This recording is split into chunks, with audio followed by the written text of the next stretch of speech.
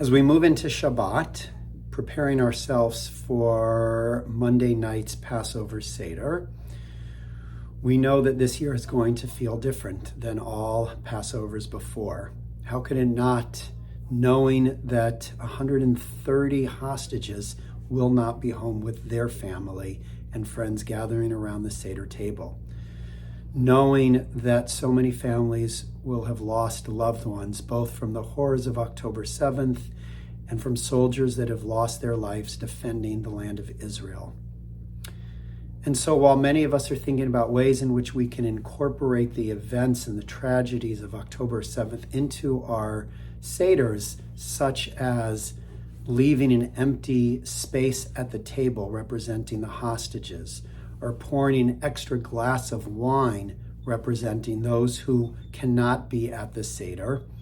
One idea that we are going to do at our Seder I learned from Rabbi Eli Confer, and that is that in the beginning of the Seder, when we break the matzah for the HAMAKOM, we usually have 3 matzot, 2 to be able to celebrate the fullness of the meal, and 1 to break. That has been the tradition since the Middle Ages, but it wasn't always the tradition. Even before that, there was only 2 matzot. 2, and one of them was broken to represent the afikomen, because matzah halach anya represents the bread of affliction, the bread of suffering, the bread of loss.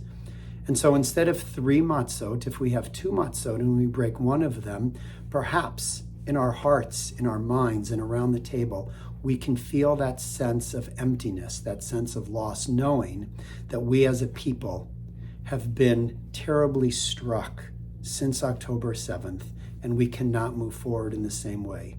May all of our Passover Seders be rich and meaningful. May the discussions be lively, and may we feel that sense of loss that Israelis and Jews all over feel in our own Pesach Seders. Shabbat Shalom and Chag Sameach.